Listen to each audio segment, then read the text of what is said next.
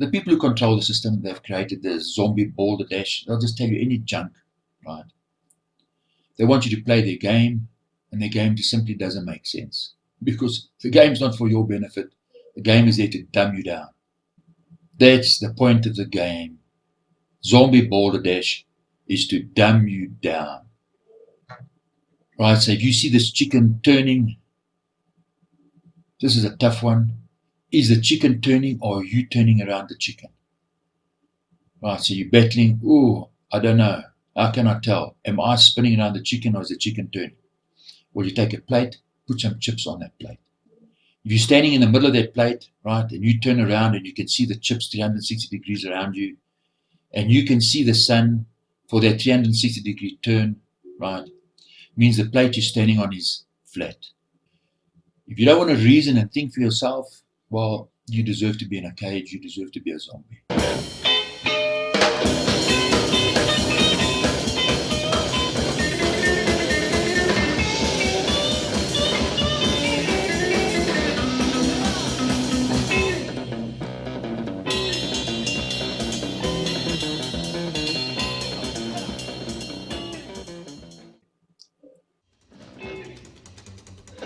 Hi folks, my perspective here. All these paintings have two things in common. They have a horizon line and the trees vertical to that horizon. Now if we add the sun above the horizon, above the trees, that adds an extra element. It helps us understand that the earth is flat and the sun is orbiting our head. So how? So I'm going to show you something that cannot be debunked. It proves beyond a doubt that we're living on a flat earth and the sun is orbiting our heads. We're not living on a spinning ball. So it's the horizon, the vertical trees with the horizon, and the sun above that horizon. So these artists all understood something important. They expressed it in their painting. For them to have painted these paintings, they must have known the earth was flat. So I'm an artist. I've been painting pictures for many years. I know the earth is flat. Everything that I see tells me the earth is flat. So let's have a look at some video footage. That's going to help us understand something important. This video footage, we see the man is using a 360 timer head on his tripod. He sees the sun above the horizon for 24 hours. So as the camera turns, he sees the horizon constantly in front of him. He sees the sun above the trees. At this point, he's facing in the opposite direction from where the sun was rising. Now the sun swings down, back over to the horizon. All the while he sees the horizon and the sun vertical. He sees the trees vertical to the horizon. It's those three elements. The horizon, the trees vertical to the horizon, and the sun rising above those trees. Right, so he turns around again and he does a 360 rotation. Right, so if we put it into perspective, the sun rises in front of the man. That's at 12 o'clock midnight. At this point, it's 12 o'clock midday. The sun orbits and goes back behind the horizon. 24-hour time lapse of the midnight sun. That's what's happening. He's on a flat surface. The flat horizon, the vertical trees, and the orbit of the sun's path helps us to understand that this is only possible on a flat earth. You cannot debunk this. It's impossible to debunk it. So as the sun gets to this point, he's facing the opposite direction now to where the sun was rising. Immediately the sun swings down. So the sun will arc up and then arc back down to the horizon. The horizon is constant in front of the camera and the trees are always vertical. So if we speed it up, let's have a look, compare it. Horizon, vertical trees, the sun moves up above the trees. Now back down again. So at this point, he's facing the opposite direction. Now he swings back and faces the same direction where the sun was rising. Now, if this man was on a ball earth, he has to see the sun behind the horizon, and then when he turns 360 degrees, he has to see the sun behind him because the sun has to be behind the horizon. So we know that's not possible, right? The man can't turn around and see the sun behind him. He has to face the opposite direction from where the sun was from the beginning of his clip. So let's have a look. What is the man's perspective to the horizon? He always has to keep his camera facing the sun. So at this point, when it's 12 o'clock midnight, the horizon is in that position. He's behind the borders. The sun is always in front of the trees. At this position, the sun is above the trees. But what is his frame of reference? The horizon. Do you see the problem? The horizon. He has to see all three. This, in our video clip, he sees all three over 24 hours. The vertical trees, the horizon, and the sun for 24 hours. That's the difference. He has to see this for the 24-hour period. So, if this man is in the northern hemisphere, he faces south. He doesn't move, he just keeps his camera facing the same direction. He can never see the sunrise or the sunset. He's always facing the wrong direction. The sun is always way above his head. So you could say, well, the sun is above the man throughout the 12-hour day period. He cannot see the sun in front of him. You need all three elements, the horizon, the sun, and the trees. The sun has to be vertical with the trees. You see the problem? How does that man facing south see the sun at all? He cannot. He can never paint that picture. He can never take a photograph of the sun above the trees. So it's paying attention to the world that we live in. So in this painting, the artist is facing down. You can see the horizon. The horizon would be higher than your eye level. He has to see the trees vertical with the horizon. But he also needs to see the horizon with the sun. Say, if it's at 12 o'clock, for example, this person cannot see the horizon with its sun above the trees. It's physically impossible. That's going to help you understand. When it's 12 o'clock, or if it's 12 o'clock, 1 o'clock, 2 o'clock, 3 o'clock, 4 o'clock, and you see the sun in front of you above the trees, you cannot see the horizon in front of you and the sun above that horizon if you're on a borders. Just stop and think about it. You can see it at sunrise and at sunset if you turn around and you're facing the opposite direction, maybe for an hour, maybe. So let's look at the man's, as the man spins on the borders, what is his line of sight according to the horizon? What is his line of sight? It always has to be 90 degrees to that ball. You cannot see the sun above the trees. It's impossible. So let's do it in 3D.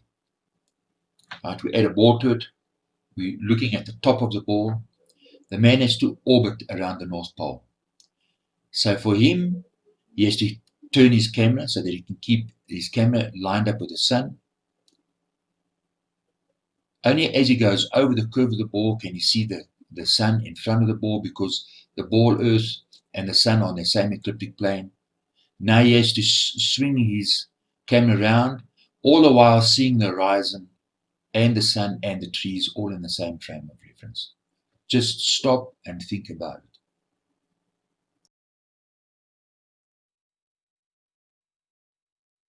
If this man was on a ball Earth, he could never ever have taken that video footage. It's simply not possible. His line of sight with the horizon and the sun and the trees don't match. So look at that footage again. If he's on a ball Earth, he has to see the sun above the horizon at 12 o'clock midday and 12 o'clock midnight. Yeah, the sun is above the trees. The trees are pointing upward towards where the sun is. At 12 o'clock, he has to rotate. He rotates on the same parallel as the sun. Now he turns his camera, he has to face the sun. And now his motion is towards the sun. So do you see, this creates another issue. Now if it's 12 o'clock midday, he's in line with the sun. The sun can never rise up above the ball, above the trees. The sun always has to be behind those trees, not above the trees. Because his circle motion is around the Earth's axis, which is a circle. you'll say it's the 23-degree tilt of the Earth or the 66.6-degree tilt of the Earth that doesn't resolve this issue. Another issue is his motion is lateral with the spin of the Earth. Now his motion is towards the sun. He has to keep looking at the sun to keep the sun in the middle of his frame of reference. Right, so now, in other words, what would happen to the trees? They cannot turn at the same speed because he's off center. Now his camera at this point has to swing all of a sudden, swing around. So the trees would be moving at different speeds depending on where he is on his borders. Now he's moving away from the sun. So the trees would slow down in their motion. And as he moves across the face of the sun, his speed would pick up again. The same as 12 o'clock midnight and 12 o'clock midday, his speed now would change. So from the perspective of his camera, if he was turning in a circle, what would he see?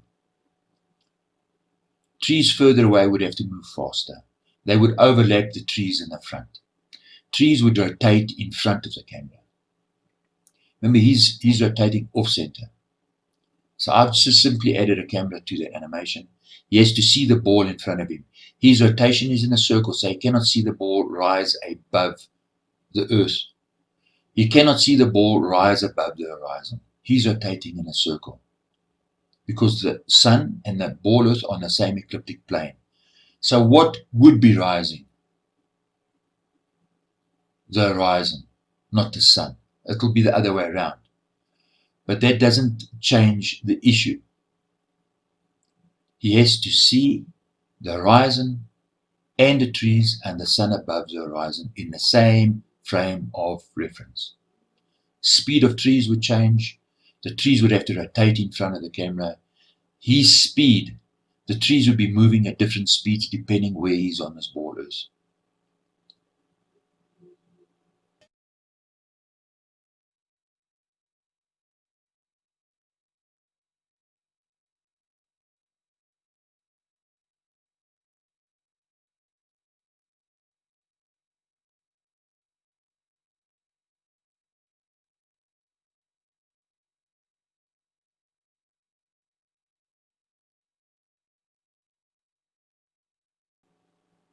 Right, so you understand the issue. There are many, many issues. So when we look at the video footage, we don't see any of this happening in this video footage. It's a 24-hour time lapse. The horizon, the vertical trees, means the sun is orbiting above this man's head. And if you just look at it, it just is what it is. It's not rocket science. The sun is above the trees, right? It simply means that the earth is flat and the sun is orbiting above a flat earth. The truth is there, just you gotta look and see it.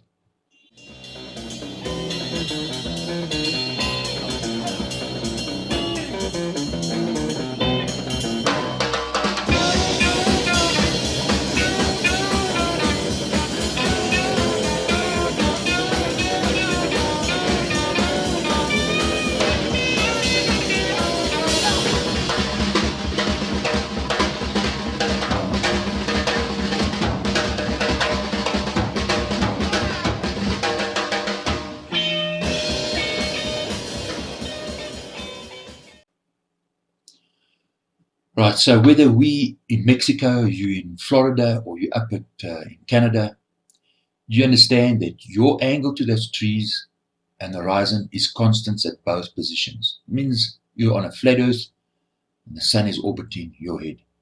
You see the horizon, the trees vertical to that horizon and the sun above your head. So we pay attention to the trees. The trees are telling us a story. The trees are telling you the motion of the sun. So when you're walking in the forest, pay attention to old trees. You'll notice that they twist more than the younger trees. Right? When a tree gets near to its end of its life expectancy, right, it'll twist and shred. So Toby Checker in his song, right, Let's Twist Again, like we did last summer, He says, who's that flying up there? Is it a bird? No. Is it a plane? No. No, it's a twister. So what is a twister? It's the sun itself. So he says, let's twist again like we did last summer. Right, so the sun orbits the Earth daily, every day, up and down and around we go.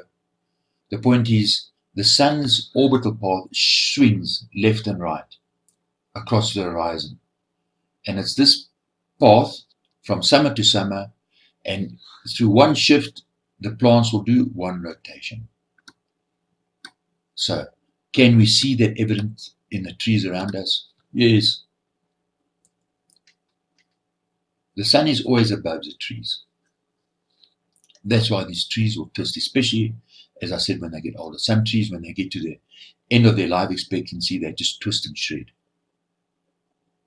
Because the sun is always orbiting the trees from summer to summer, one complete rotation. Now we'll see this spiral rotation in many species in plants. So, for example, if we look at palms, right, we can see it clearly in this palm. This is Bismarckia nobilis from Madagascar. We're not talking about the Fibonacci sequence here. We're just talking about the spiral motion of these trees. So whether tree ferns, right, Dicksonia, Cytheus, Veritalis, they all have the same growth habit.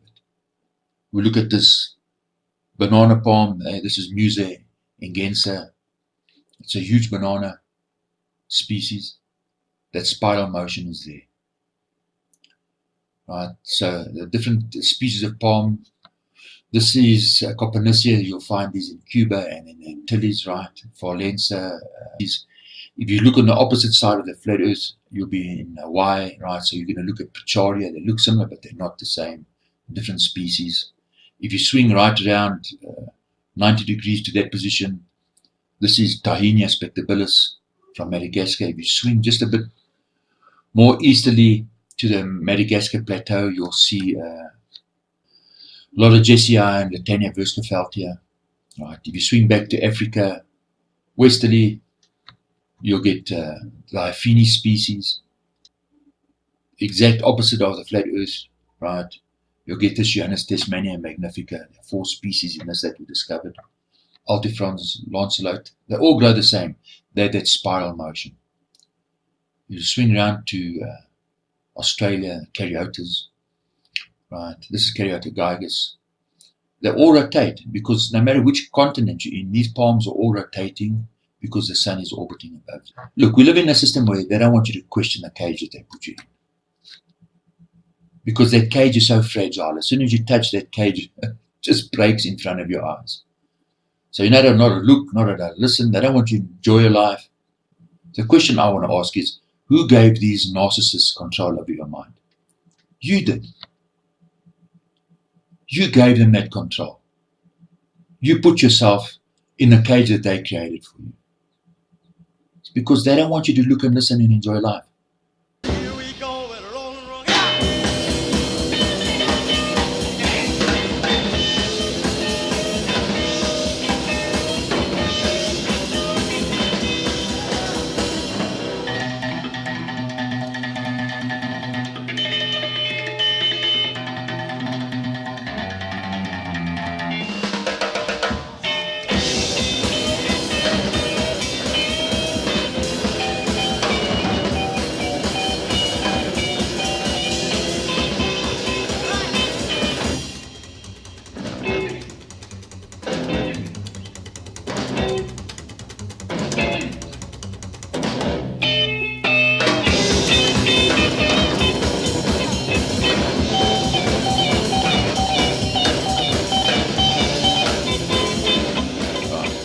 So light doesn't behave the way they say it does.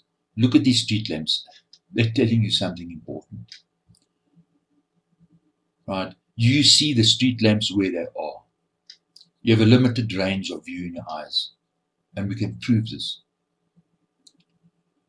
So the street lamps, they are in their position. If the light was expanding and that light was traveling over gazillion miles like they tell us, what's the problem? What do we know about light? That travels over a long distance. So in a lighthouse, they put Fresnel lenses on these lighthouses to keep the light in a beam. But what happens nevertheless? The light expands.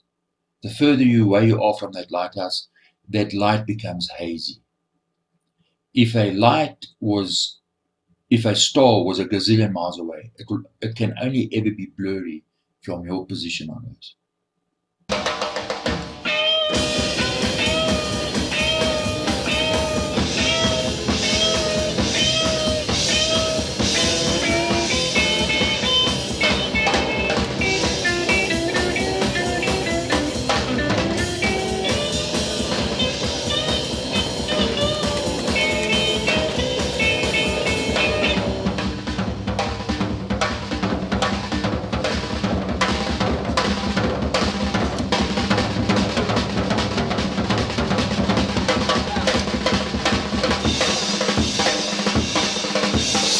Right?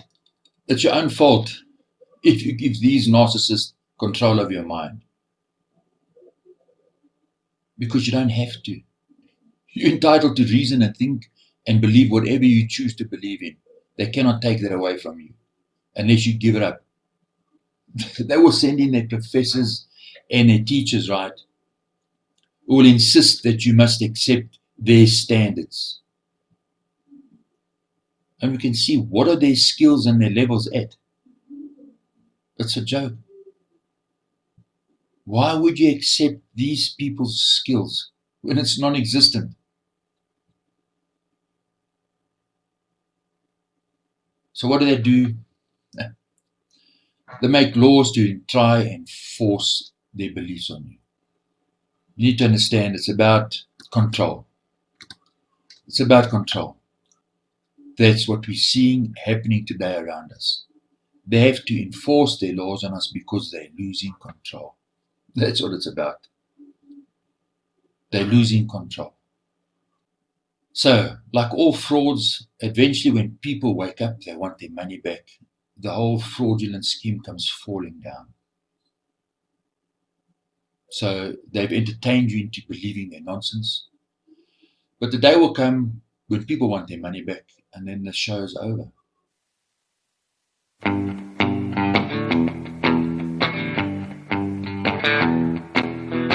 police car and a screaming siren, pneumatic drill and ripped up concrete, a baby wailing, a stray dog howling, a screech of brakes and a lamplight blinking. That's entertainment. That's entertainment.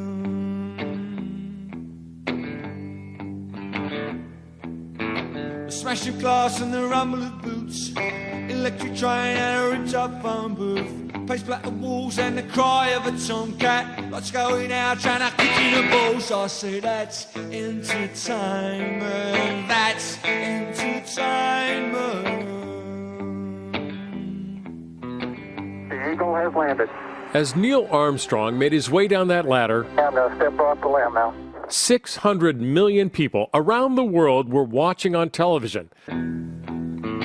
Okay, all flight controllers, go for landing. Retro, go, I don't go, go. Capcom, we're go for landing. Armstrong and Aldrin battled alarms and down on the walls. I say that's entertainment. That's entertainment.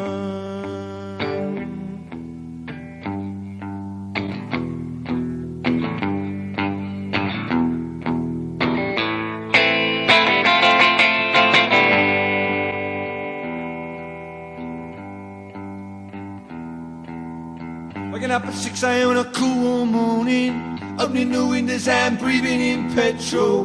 Amateur band rehearsing in a nearby yard, watching the telly and picking better holidays. That's entertainment. That's entertainment.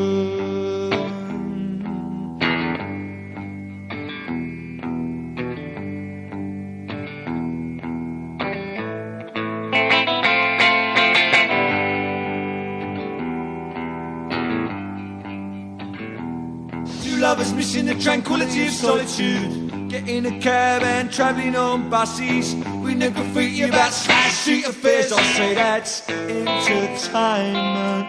That's entertainment. You know, we'll have to prepare for the next one. That, you know, I'd say is will get attention this time. la, la,